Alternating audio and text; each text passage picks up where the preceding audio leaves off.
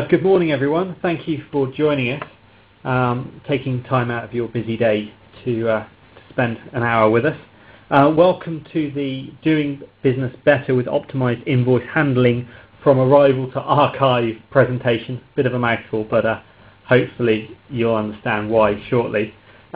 Just before we begin, I'd like to say a big thank you to the International Accounts Payable professionals for helping us with today's webinar.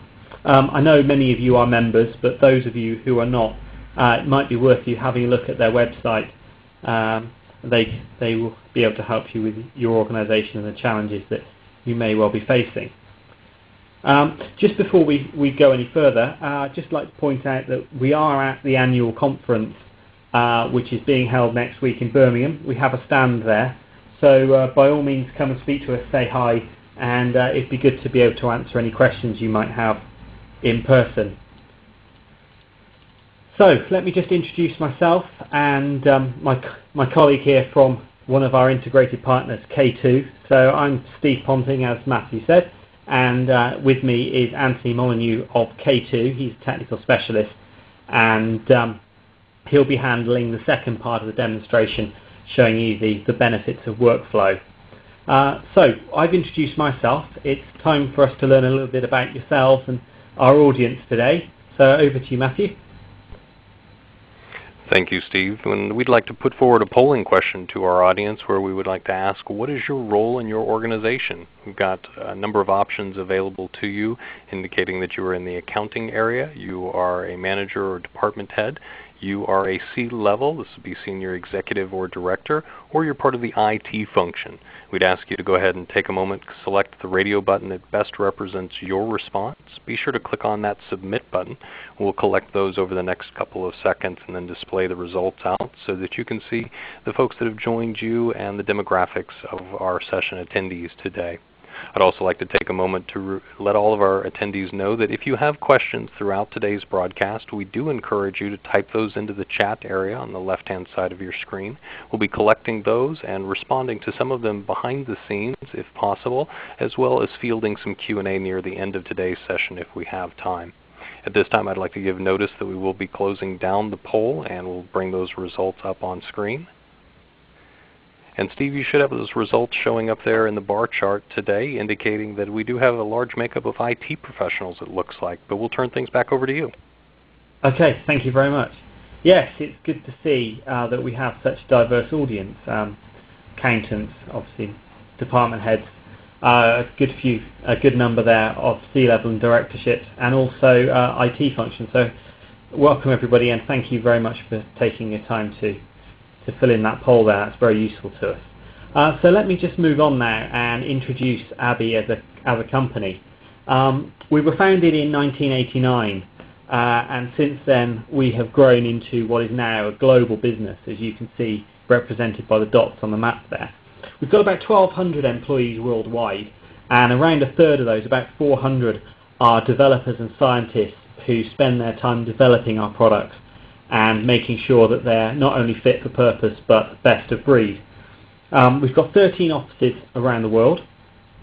Those are based in the US, Europe, Australia, Russia, Japan, and Taiwan. And we also have a very, very established partner network. We have partners operating over 150 countries and somewhere in the region of 30 million users of both our desktop products, our engine product, and also our integrated products. So let's take a little look at what we actually do. So as I said, we've got around 400 developers who spend their time working on our core technologies, and those technologies are optical character recognition, so reading printed text, intelligent character recognition, which is the detection of handwritten characters, so where you filled in a questionnaire or you get those little boxes with what we call combs, the little lines between that you fill in handwriting. That's intelligent character recognition. And also adaptive document recognition technology and layout analysis. Now what does that mean? Well, that is the ability to effectively look at the content and style of a document and make informed decisions based on that content and layout. So we can look at a letter and decide that it is actually a letter, look at an invoice and tell that it's an invoice, and make informed decisions around business rules associated with those different types of documents. So perhaps route them to different people and carry out different extraction processes on them, because the information you want to take from a letter is very different from the information you may want to take from, for example, an invoice or a contract. So the purpose of today is looking at these technologies and how they can benefit the payable process. And that involves many different parts of our technology. Obviously, we're looking at the recognition of the invoice as an invoice. We're then looking at extracting that data, and we're looking at exporting the information that we have extracted into other line of business solutions. If we move on, you can see that who uses our software and what is it used for. Well, recently we completed an installation of a project with the second largest auto manufacturer in Europe, a very, very successful project that was involved recognizing and extracting data from their pre-release documentation. So all of the documents that are needed in order to release the vehicle to a customer. But moving on from that, you can see that we have success in the accounts payable arena with people like Beneficia Football Club, the Hondre Group, the Grand Charity, which I believe is part of the Masons, and Adactus Housing Group. So that's accounts payable, but we also have success in the banking sector, forms capture in terms of things like questionnaires or other form-based data capture, and also archiving as well. There you can see we've got names like Deloitte, PwC, and the BBC. So I think it's time for our next question. Matthew, please. Thank you, Steve. And this time around, we'd like to ask from our audience members, how much automation have you pursued to date? We've got options there ranging from we process everything manually, we scan and archive, but nothing more. We have an automated system in place, or I'm not sure what automation is. So go ahead and select one of those options if you wouldn't mind sharing that with us. We'll put those results up on screen so you'll understand a little bit more about those joining you on the line. And again, a reminder that if you have questions for Steve or for Anthony throughout today's broadcast, please feel free to type those questions into the chat area. Or if you need assistance with anything, you can also reach out to us through there as well. We'd like to give notice here in just a moment that we will close down the poll. So if you'd like to get your vote in, please click on the radio button and then click Submit. And at this time, I will go ahead and close that down, bring those results up, and we'll turn things back over to you, Steve. Thank you very much, Matthew. Well, it's good to see that most, in fact, all of you know what automation is. We didn't get any responses to the I'm not sure what automation is. That's great. I can see that a fair number of you process things manually, and obviously that's part of the topic today, is to address how we can change that and how changing that will impact your business for the better. The highest percentage there scan and archive, but don't do anything with it in terms of extraction, and also just over a third of you have some kind of automation in place. And that reflects really the results of a recent survey that we did in conjunction with Paystream Advisors. We polled somewhere around 300 accounts payable professionals, and more than 50%, 52% in fact, listed handling of paper invoices as their #1 invoice management challenge. And that was very, very closely followed by manual data entry and inefficient processes. And you can see that I've highlighted the top answer there on the slide. And if we look at the top three, you'll see that we have manual data and inefficient process, and also manual routing of invoices for approval. You'll see in the K2 portion of the demonstration how routing and approval can be automated, and automated in a very, very simple and effective way. So let's look at why we need accounts payable automation. Well, it's fairly straightforward. As you saw from the last slide, there are a lot of challenges and pain associated with processing invoices manually. And ABBYY and K2's solution for accounts payable automation allows companies to have business critical data at their fingertips. What does that mean? Well, it means that rather than having to touch lots and lots of pieces of paper, we can handle the extraction and the classification, the identification of invoices automatically, and we can drill down and extract the information that we need very, very easily and very quickly without having to have a person present to actually thumb through each page, look at the invoice number, the supplier data, and check that it's as it should be. We can do all of that electronically, and by doing that electronically, we're able to integrate that information effectively into other systems, into your ERP system or any other line of business system that you may have. And why would you want to do that? Well, there are many benefits to doing that, and you can see that one of those is to improve the cash flow and the performance management. Okay, cash flow is very, very important within a business, but so is reducing the manual process and also removing any error-prone processing. The last thing that you want as a business is to be hit by late payment penalties, or to not be able to make the most of any opportunity for early payment discounts, and automation can certainly help you with that. But it can also improve the quality of the data extracted. Where you're not keying information from an invoice, where you're extracting it electronically, what you're doing is you're improving your capture rates, you're improving the quality of the information that you're lifting from that paper. And that's going to improve the quality of the reports. You'll be able to report on incoming invoices and supplier data a lot more quickly and efficiently by doing it electronically than by having a team of accounts clerks entering information manually. And what does that mean? Well, that means that you're able to improve the relationship you may have with your suppliers. By moving information around your business in an effective manner, what you'll be able to do is you'll be able to respond more quickly to problems that you may have, and by doing so, the risk of an escalating process is reduced. And of course, the final point to mention here is because you're not handling paper, you're not having to store paper, and by not storing paper, you're saving money in terms of physical storage. So let's look at a case study that we recently implemented. And you can see that the business has somewhere in the region of 1,000 employees.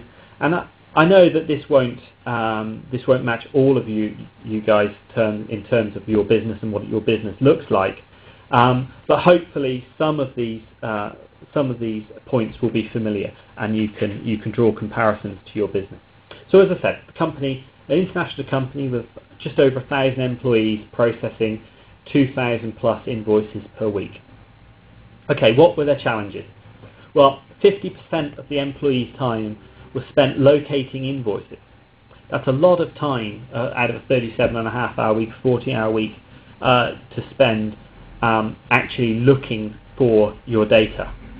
And then once that data had been located, 4 or more weeks were required to actually process that, and that's the point of the invoice into the business through approval, through all the processing stages, to archive. Okay, so what did ABBYY and K2 do about this? Well, we implemented a scanning and automation process. So the electronic invoices and the paper invoices, where necessary, were scanned, and they were fed through an automated data extraction process. What do we mean by automated data extraction? Well, what we mean is that where we had paper invoices, they were turned into a digital image through scanning. Where we had electronic invoices that were supplied by PDF, those documents were fed straight into the system, and they were identified as invoices through a step we call classification, and then the relevant information was pulled or extracted from those images. And that would be things like the invoice number, the supplier data, invoice date, totals, VAT figures, for example. And then we implemented an approval workflow. So I'm sure within all of your businesses, when an invoice is received, you make decisions based around the value of that invoice, based around who that invoice was addressed to, in terms of who needs to see that invoice to approve it. Well, by having an automated approval workflow, there is no need to manually move paper around your business anymore. It's now as simple as firing an email or visiting a website to see which invoices you need to approve and clicking a couple of buttons to approve those invoices. So the time saving and also the reduction in risk of lost copies and things like that are greatly improved. So what were the results of this? Well, on average 50% saving in terms of processing time, and also a greater transparency in terms of the financial controls. So what does that mean in real terms? Well, we improve the quality of the data, we improve the quality of the reporting, and by improving those two elements, we improved overall control. And you'll see that from the next question, I want to look at the number of invoices you process a week, because this has got a great bearing on how much of a benefit you can see from automation. Obviously, the more invoices you're putting through your business, the greater the benefit. So Matthew, if you would, please. As I said, really what I'm looking for on the answer to this is just to see what your pain is in terms of the number of invoices that you're processing per week. Okay, so just as we did before, if you would kindly select the value that represents the number of invoices you currently process per week and submit those results, that would be great. Hello, Steve. This is Matthew. Can you hear me? Yes, I can, Matthew. Hello. All right. I apologize. Got disconnected there for a moment. I see we have the polling question up for our audience members, so we're going to ask you to go ahead and select from the options there to give us your results. Okay, thank you very much for responding to that. This is looking good. So I can see that the majority of you guys are processing less than 1,000 invoices a week, with the second highest number being 2,000 to 4,000. These are good numbers, and although you may think that less than 1,000 invoices a week can handle that process manually, you'll see that from the next slide that actually even low volumes can benefit from automation. And this is a simple slide that just explains what automation is. So you can see here that we've got paper invoices that are coming into the system, but we also have e-invoices coming in. Now those e-invoices may be coming in through an FTP site, file transfer site. They may be coming in through PDF, so they could be being emailed to you in PDF format, or they may be coming in as an XML file from another through another system. Either way, no matter how the data arrives, whether it's physical paper or an electronic file, it goes through the extraction and validation process.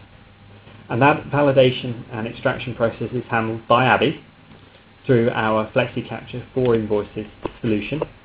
And then once that data has been validated and all of the extracted information prepared, we would then pass that as an XML file through to the K2 system. And the K2 system, that allows for routing and approval. So as we discussed earlier on, it may be that you have business rules based around the value of an invoice or a particular project or a particular addressee, and based around those criteria you would have different approvers within your business. Well, the K2 system is intelligent enough to have those rules applied and automatically route those invoices to the relevant people. And at that point they can be reviewed, they can have values assigned to them such as invoice nominal ledger or general ledger coding, and they can be approved or they can be moved to an exception queue for further examination. But either way, once the issues have been resolved, if there are any issues, they would then be pushed through for payment and archival. And if we look at our next slide, we have one last question for you, and then we'll move through into the live demonstration. Question we're asking, which ERP or accounting system do you use? So please go ahead, take a moment there, give us your responses, and we'll be able to bring those forward in just a moment as well. And we'll give everyone just a notice here that we will close down the poll in just a second. So please go ahead and click submit if you have not already. You do have the option to select more than one on this one, as you may be using multiple systems, so feel free to do that. And we'll close out those results and bring them up on screen now. So Steve, you should have those showing on your screen. I do, yes, and I can see we have a real mixture in terms of the ERP and accounting systems that the audience are using. I can see that we've got a good number of SAP users out there, or SAP users, some Oracle, some MS Dynamics. A high proportion use Sage, but by far the largest proportion use Other. And I'm now wishing that perhaps we'd added a few more points so we knew what those others were. But either way, and this is very, very important to note, that no matter what back-end system you guys use, or ERP system or accounting system that you guys use, the ABBYY K2 solution will be able to integrate, because we use open technology. So we're able to export in many, many formats, plain text files, XML, and directly populate databases, and the same is true with the K2 solution as well. And what I'd like to do now is just take a few moments to show you with a live demonstration of how the FlexiCapture for Invoices product works. And what I'll do is, once I've taken you through that and we've got to the point of export, I'll hand over to Anthony, who's going to show you the approval and workflow process. So hopefully you'll find this next stage interesting. Okay, so hopefully you can now see my desktop. I've already imported the images in, or scanned the images in, and as we've touched on earlier on, we can do that in a manner of ways. It could be from a shared network folder that and multifunction device is scanning into. It could be from watching a file transfer folder, or from an email inbox. Alternatively, using a tool we have which is called our scanning station, you can directly connect the scanner to the software and pull the images in directly. But no matter which way the images arrive, this process will remain exactly the same. Okay, so you can see on the screen here that I have two different invoices, and the first step that I'd like you to notice is that we've classified them as a European invoice. And this is what I was talking about in terms of the classification. So we've looked at not only the layout but also the content of the image, of the document, and we've decided that it is an invoice and it's a European invoice. And through that we have applied a certain set of rules, and you can see that there's a little red flag against it, and a status is set to rejected. And that is because they don't meet certain business rules that we've applied to these invoices. So let's go ahead and open one up. Okay, and you'll see it's a very, very simple interface here. We've got an image on the right hand side, and on the left hand side here we've got a pane which has our fields, and also at the bottom we've got our rules and the areas in which the rules are not met. Excuse me. There are two different types of rules. There's the red flag rules and there's an amber rule. A red flag is a hard stop. The invoice cannot progress any further through the process as long as there's an outstanding red flag. However, an amber flag is more of a warning. So the invoice will be able to progress, but it's going to be an exception. It will need further attention down the line. And you can see that in the top left hand corner here, currently highlighted, we have a status value which is rejected. And it's rejected because the field value, the country, is not populated. Okay, so what we can do is, using our little drop down box here, we can very quickly and easily select the country GB, and you'll notice that already we've moved to exception. So this invoice could continue through the process as an exception, but we don't want it to do that. What we want it to do is we want to validate this particular invoice. So let's look at our warning. Vendor should be found in the database. What does that mean? Well, if I select the vendor name field here, you can see over on the image we've got a section that's highlighted in yellow, which is the area in which the system has looked for and found the name of the business, Creative Awards. But in this case, it's not found it in a way that has allowed it to be matched to our vendor database. So we're going to remove that field, and we're going to find a better match. And we can select here Creative Awards Limited, and you can see now that that vendor has been populated, the fields have turned green, and if I scroll to the top, that error has now changed to a total amount check. So let's move down our image and have a look at these totals. So further down the screen, we've now got our business unit detected, our vendor unit detected, and all OK. invoice number and invoice date has all been recognized and found correctly. It knows it's an invoice and not a credit note. It's found no other data. And it's found the total on the invoice. But we need to have a look at the other amounts. The net amount field has not been populated. So again, just using our drop-down box, you can very, very easily select the net value, and you'll see that now the status has turned green for valid. So that invoice is now ready to move further down through the chain. It's ready to be extracted. But what we want to do is we want to make sure that those changes don't need to be made manually again. And this can be done very simply by selecting this train button. And what do we mean by training? Well, by training, what we're doing is we are associating the changes I've just made to this particular vendor.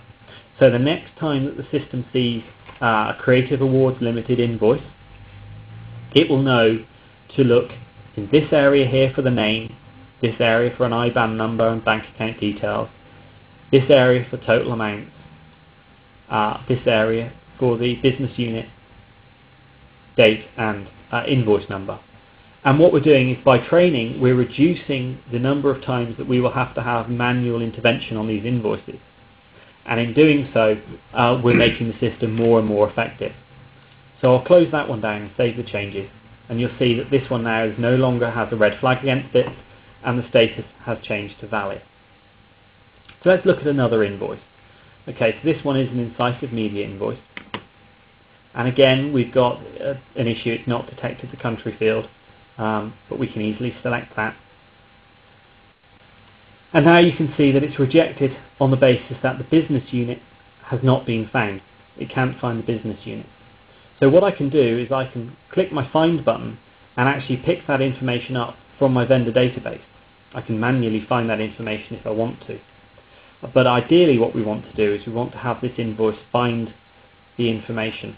And you can see it's because it's got a name in here as well as an address. It doesn't directly meet the rules associated with that particular business unit. But the vendor ID has been picked up. We know exactly who the invoices come from. We've got an invoice number, we've got the invoice date, and we've got all of the total amounts. We have a rule here we need to check with the IBAN number. So if we scroll down and have a look, you can see that we've picked up the IBAN number, so it's not a detection issue and not an extraction issue. So let's click on this rule, and we can go here and we can see that we have the IBAN number highlighted, and very simply we can see that it's picked up an O instead of a 0, and it's very, very easy to amend this. We can do this on the fly, either by overkeying, or as you can see, I'm able to detect that from a drop-down box. Okay, so that has corrected that information there. Now, what we want to do is we want to avoid having to intervene manually in the future with this particular invoice. So we've picked up the vendor and the business unit information, but what we want to do is we want to amend our master data so that we know that if we get an invoice addressed UK Limited, Colin Miller, and the full address, that we don't want to have manual intervention anymore. So what I'm going to do is I'm going to change this particular invoice from valid, and you can see that I have 3 options here. I can choose it valid, exception, or rejected. And in this case I'm going to choose it as an exception, and I'm going to choose that there was no supplier data. But I could just as easily overkey that and put no vendor data. And what we'll do is once we've done that, you'll see that as soon as I save the changes, that this will update at the top of the screen to European invoice and to an exception. And that is as far as the process needs to go within ABBYY.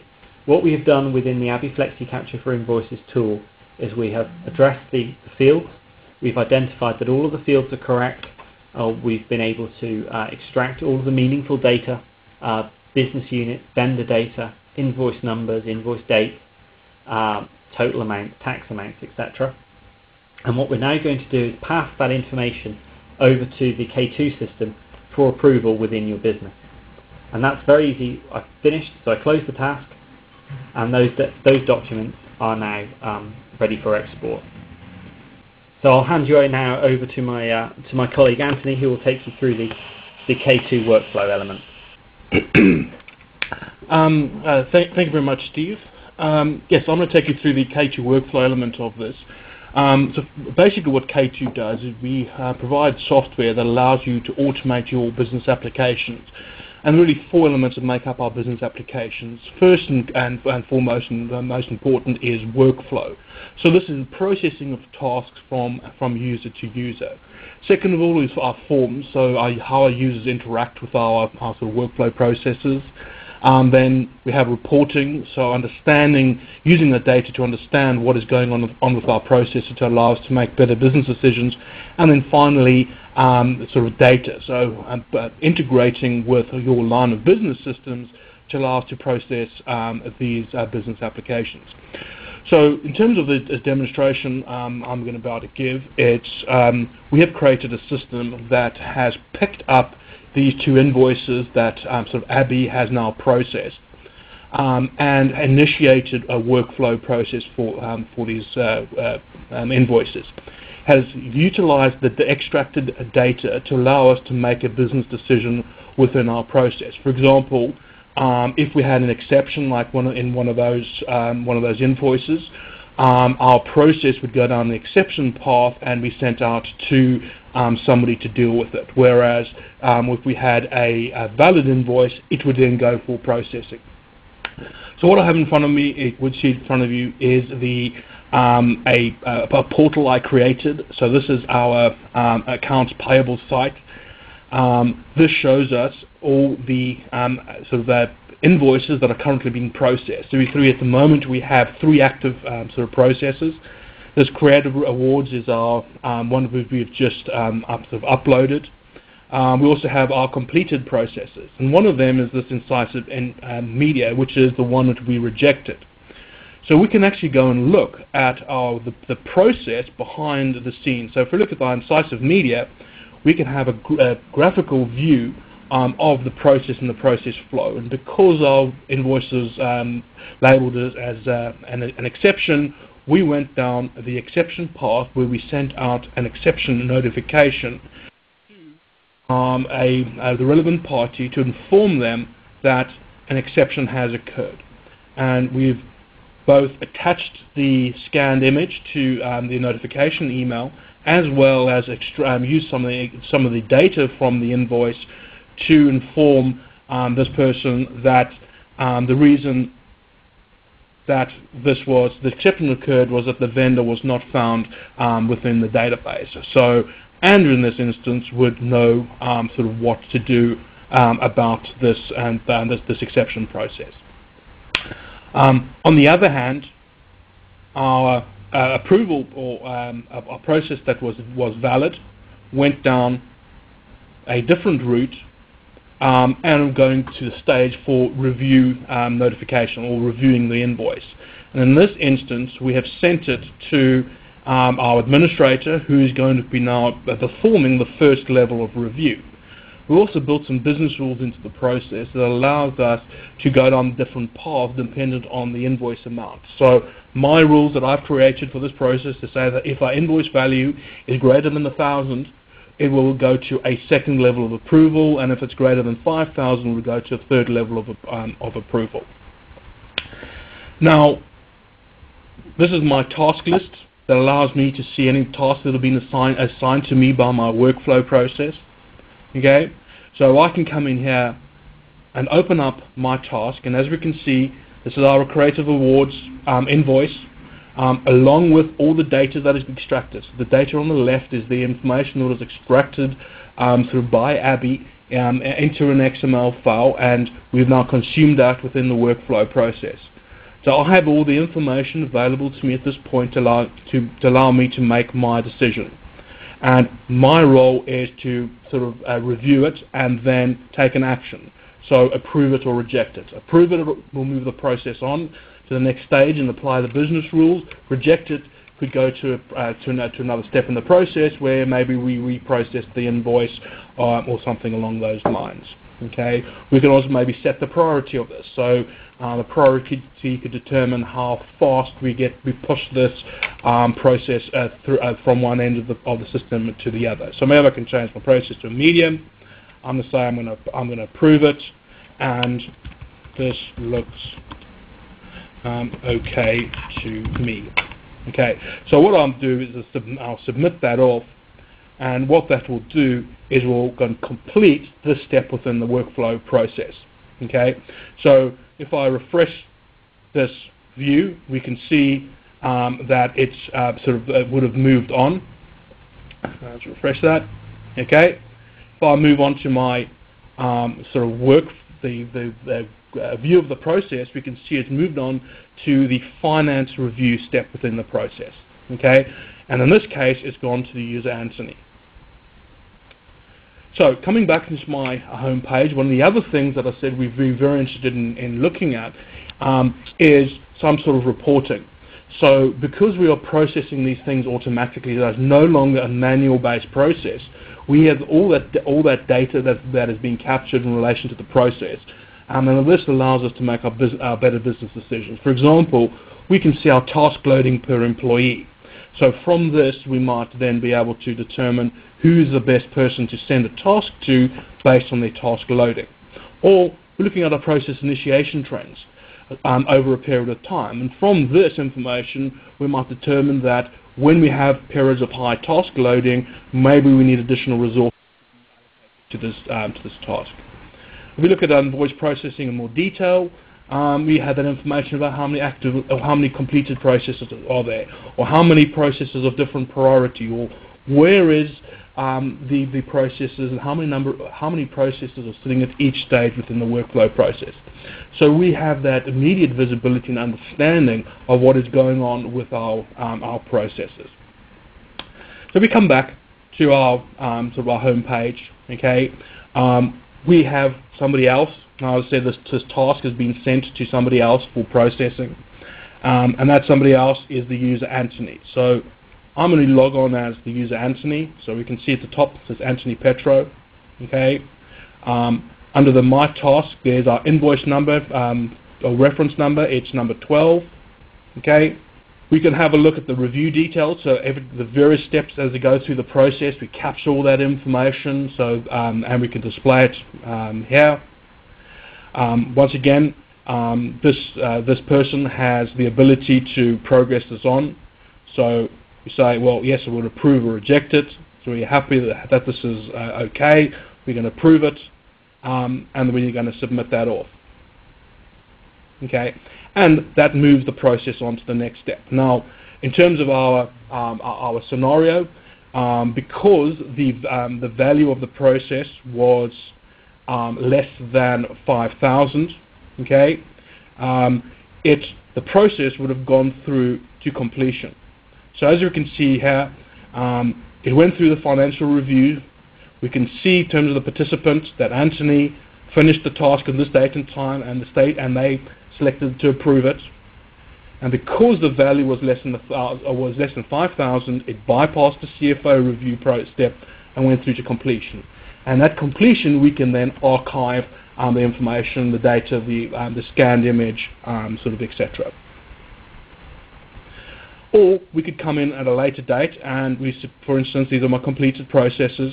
I might be interested in seeing what they're about. So Incisive Media, double click on that and have the information at hand to understand what is progressed with my processes. So that brings me to the completion of the K2 side of things. I would like to hand back to Steve to complete the presentation. Thank you very much, Anthony. Hopefully you found that very, very informative. So what I'd like to do now is open up the floor to some questions, and I can see that we've got a number of questions here ready for me to answer, so I'll just start at the top of the list and work my way down. So I have a question here: can you automatically identify court orders, reminders, bailiff notices, etc.? Yes, we can. Obviously today's demonstration was very much focused around the accounts payable process. However, the same technology, the same software can be applied to identify, in terms of classify, and also extract data from many, many different types of documentation. I won't go into too much detail about how it's done because of the general audience, but basically what we do is we look for certain identifying terms, particular layout, particularly unique fields within the layout, and we use those to identify the type of data that we're looking at. So we may look for a key term, i.e. a court order or something associated with a court order that would identify that as a court order, and then we can extract the specific information that we want from a court order or from a reminder or from a bailiff note. So yes, the answer to the question is we can classify and extract from many, many different types of documentation. I have another question here from an attendee who joined a little bit later into the session and wants to know the types of organisations that we have using this software at the moment. So what I'll do is I'll just flick back to an earlier slide, and if I open up this particular slide here, you'll see that we've got organisations within many different markets using our software. So not only have we got the invoice processing being used by people like Benfica Football Club, but we also have many banks, Deutsche Bank, BNP Paribas, Barclays. We've got forms capture, which I mentioned earlier on in terms of things like questionnaires or general data capture forms. People like Europcar, Companies House use our software for capturing the account submissions, and we also have archiving projects through people like the NHS, BBC, Deloitte and PwC. So we've got a very, very broad number and a very diverse group of companies that use our software at the moment and use it for many, many different types of projects. They're not all looking to extract the same data, obviously. Companies House would be looking for a very, very different data set to someone like Deutsche Bank, for example. I have a good question here, actually. Is this solution a cloud solution, or does software hardware have to be purchased up front? Well, there's two different answers to this question. Yes, it can be a cloud solution. We don't offer it as a true cloud solution, but the software can be installed in a data center and accessed via the web. So yes, software does need to be purchased, but it doesn't necessarily need to be installed locally. If you have got branch offices or you've got multiple locations, the same instance, the same install can be used across multiple locations. We've got a similar question here to one earlier on. We're not looking at processing invoices. We would like to extract data for specific types of non-invoice documents. Well, I think I covered that off earlier on. It doesn't necessarily need to be invoices that we extract data from. And the same with the workflow that you saw from K2. That doesn't need to apply to an accounts payable process. We've got many customers using it for case management and other uses as well. Do we integrate with Coda? Well, I think I touched on this, that because of the way that we can interchange data, we can actually integrate with almost all platforms. But if you have specific requirements, please do get in touch with us after this webinar, and we can address those directly. Good question here. Can we route different supplier accounts from vendors listed and use custom rules like project codes? Yes, we can. What we can do is, using database lookup in the background, we can route invoices and any other type of document based on certain rule sets, as long as we have a primary key or a reference data set.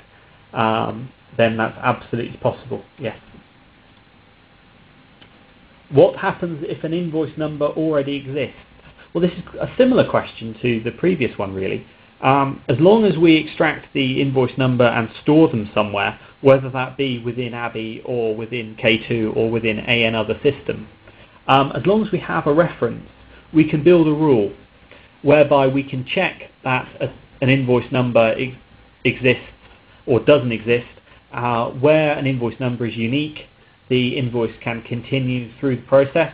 Where an invoice number has been duplicated, we can trigger an event such as an email within a workflow solution, or as you saw, we can have the invoice set as an exception for manual verification.